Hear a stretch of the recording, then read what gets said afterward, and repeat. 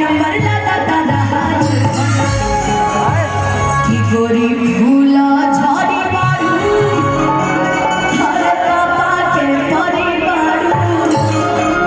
की गोरी भूला झाड़ी बारू पापा के परी बारू। छोटे बाबा देखिए ध्यान से आज आपसे कुछ ना बुलवाएंगे। ओ भाई ने क्या बोल दी मेरी वही वाले पापा से पापा कह रहे पापा नाम का फूफा है कि गोरी भूला झाड़ी बारू पापा के परी बारू अलग लुआ सारे भूला पियर भरा तुम्हारी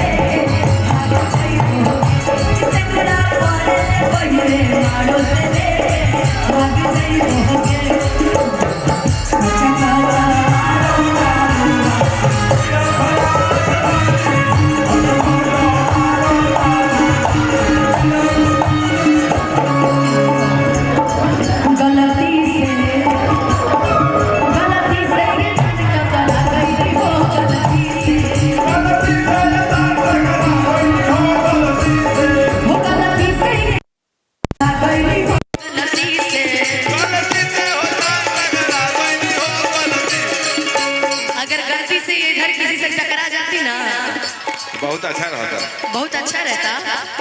है ना कि लड़की के देखी पगलाइल बड़ा का लागे की भांग खा के आइल बड़ा का। लेकिन जीती भैया आज के समय में क्यों भांग नहीं की खाए जी हर नजर घुमाई सब खैनिए खा के रहे जीती भैया उजाला का पिया था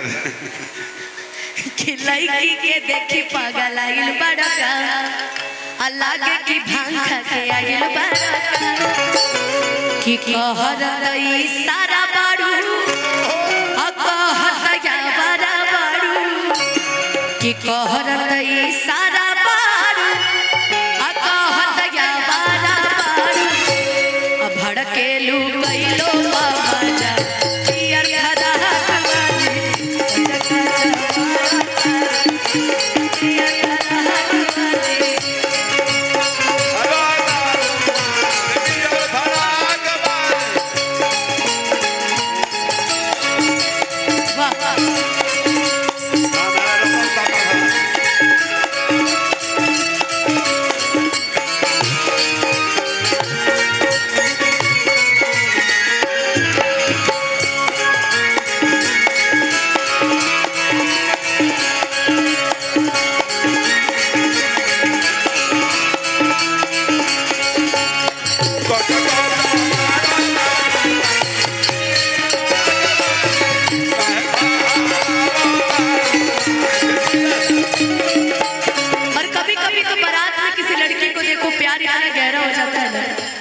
बस लड़का लोग के बारात में प्यार होता है यार।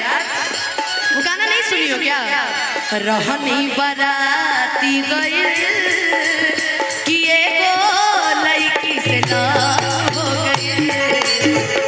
रहनी बाराती गई कि एगो लड़की से लव हो गई। लव हो गई हो हमारा कब हो गई, लव हो गई हो हमारा सब हो गई। देख के करे जा गई लगी कि एगो लड़की से लव हो गई।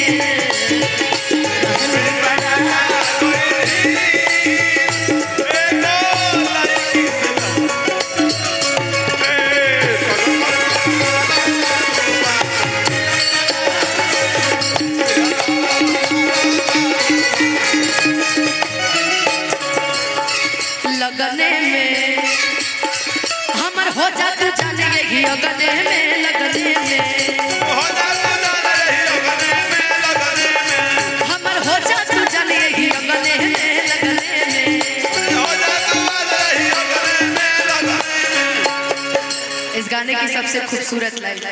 कि हमके पटावे लो तू फूलवे से हमारा बच्चा लाके रस, यहाँ सब लोग गा रहे हैं कि हमके पटावे लो हमारा बच्चा लाके सभी इशारा कर रहे हैं ना कि आगे आगे आंसू खई हैं आ पीछे तेरी आंसू पई हैं कि आगे आगे आंसू खई हैं कैसे खाए हो आ पीछे हई दीपक जी पई हैं कि पावन के मान हजूरा पियर फराली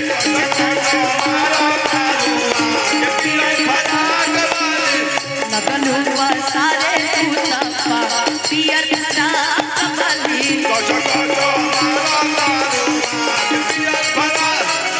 संदूक बंदूक के दिखावतनी कहे सरकार डरवावतनी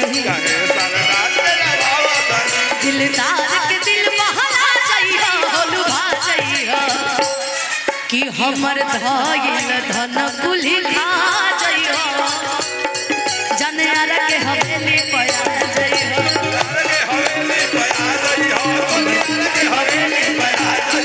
ओ काच काच मारा पिया खराब